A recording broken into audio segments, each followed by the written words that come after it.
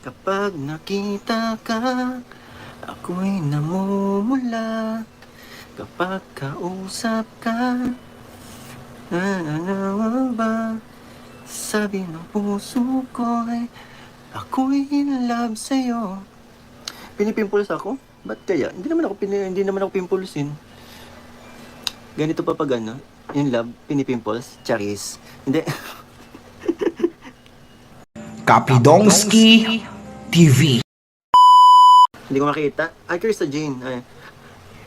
Sinong maloloko mo? Huwag kang magpanggap. Alam ko ang takbo ng puso ko. Alam ko kung si Krista ka o hindi. Pasensya na pero hindi ikaw. Ipipin kita ha. Ipipin kita. Yan. Fake account ka ha. Ayan. Hay. Oh, ba't naging? Oh, naging may ano. Hay. Pinalitan ng pangalan. Ngayon may ana. Huli ka na sana kanina eh.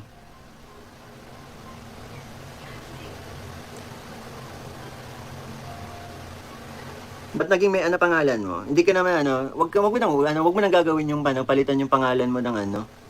Wag mo nang gagawin yung pangalan, palitan yung pangalan mo ng Krista Jane. Kung ano, sakaling fan ka man ni Krista, mali yung ano, mali yung nagpapanggap ka. Kung iniidolo mo, support mo na lang po. Yun. So, may ano, ikaw na si Mayan. Hindi kita i-hide kasi wala ka naman sinasabing hindi maganda eh. Hunyango, yun, wag ka magpakahunyango kasi kung sakali man ba, ano, kung sakaling inaidolo mo si Krista, baka syempre mapasama si Krista kung gagamitin mo ang kanyang pangalan. Hindi naman ano, wala namang ano, eh, binago naman na. So, ano, naalala ko dati yung nature ng ano, isa ako mo yan. Yung nature ano, yung nature po ng work ko dati, may ano, nasa smart communications ako. So, ano to yung ano ko, customer service po. So yung mga may mga complaints sa plan, sa mga yun sa postpaid plan. Naku, kami ang ano yung mga inaaway po ng mga dissatisfied customer kami. Yung frontliner na mga galit sa mga postpaid plan. So yun yung dati kong trabaho. Naalala ko nun yun. Bago tayo nalipat dito sa Daet, nasa Shangri-La, Smart Shangri-La po ako. Halos yata 60% ng customers ay iba't ibang lahi. Ang hirap pakipag-usap. Kaling brain, kakaisip yung isa kaya na palibutan ka na ng pink.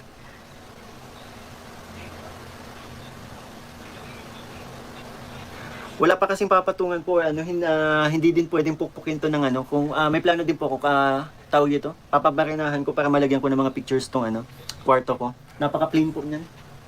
Ayan, plain. Tsaka walang bintana ang kwarto ko, kaya mainit siya kapag ano. Ayan, oh. Ayan. Oh. Violet naman yata. Scarlet. Ayan ang kwarto ko.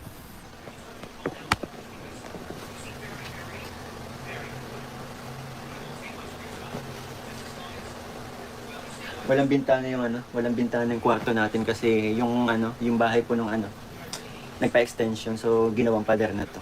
So dapat lagi nakabukas yung pinto, pag hindi, naku, init. Naka-pink din, di puro black damit. Ako naka-pink din, dati puro black damit ko. Pero ako halos lahat po, bihira, dahil nga po sa simula nung nai-tandem tayo kay Krista, bihira na ako mag-black. Halos damit ko kulay black.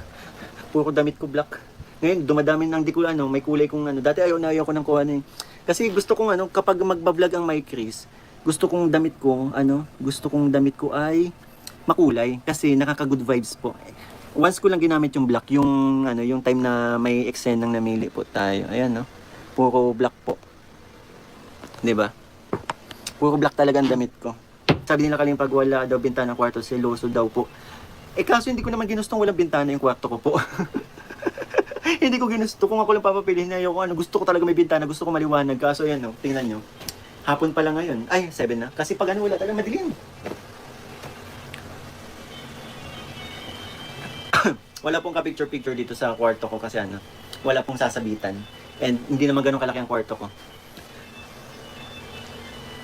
And nakasecure po yung mga regalo sa aming nakasecure po yung mga pictures na magkasama kami ni Krista kasi i-ready ko po yung kapag napabutasan natin yung pader, lalagay natin sa pader. Wala pa po kasi yung gamit.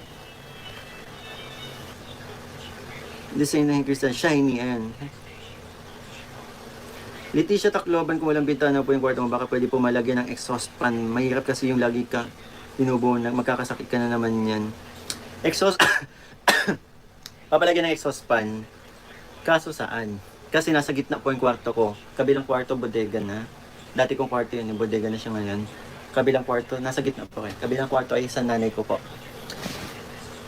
Ay, pwede naman. Dito sa kusina naman. Papalagyan ng exhaust fan. Okay mo. Bagay, kasi ang init, lalo pag tanghali, naku, kala mo ano siya dito. Pag tanghali, kala mo ano dito, steam. Malapit na ako, kunti na lang siopaw na ako kapag nakakatulog ako ng tanghali dito sa kwarto. Charmin Javier, ayun, shoutout po sa 1.3k. Sa nakanta yung Pag-ibig na Kaya. Ayun po, ano yun? Ano na po yun sa amin ni Krista, yung kantang Pag-ibig na Kaya. Sabi ko nga last time, di ba? Dapat yun yung kakantay namin ng birthday ni Grace. Kaso pinalitan namin ng Nothing's Gonna Stop Us Now. And naging successful naman yung pagpalit namin kasi dami natuwa. Yun nga di ba? Yung upload ni Kuya Bal, lapit na mag 2 million, grabe. Yes po yan. Ano na feel mo nung nalaman mong umiyak si Krista? Masaya! Kasi ang dating sa akin nun, dahil umiyak si Krista, importante ako sa kanya. Pero naawa din ako, syempre. Ayoko naman umiyak si Krista. Hindi ko kaya makita. Nagkataon, wala naman ako nang umiyak. Hindi, yan? Dahil sa prank, wala naman po. Napawi naman lahat ng galit nung kay Coach Romeo. Sa mga kaibigan po natin yan si Coach Romeo. Matagal na. Mabait yan si Coach Romeo. Please support din po ang kanyang channel, Romeo Fit Vlogs. Maayong gabi po sa maayong gabi sa inyong tanan. Ayun.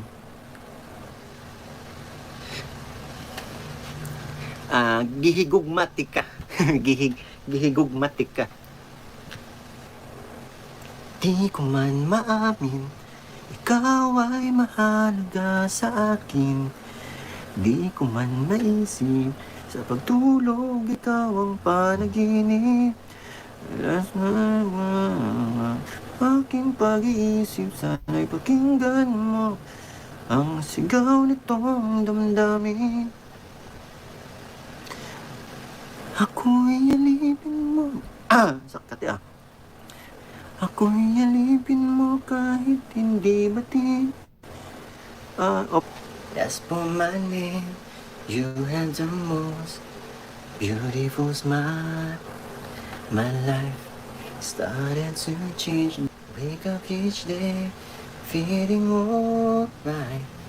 You right by my side. Makes me think things will work out just fine. How did you know I needed someone like you in my life?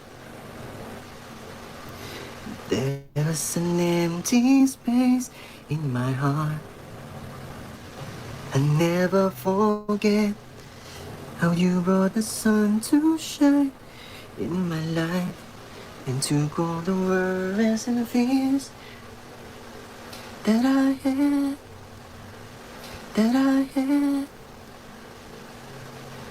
Guess what I'm reading. So you could give me wings to fly, catch me when I fall. And guys, I want to say there are times when I just want to look at your face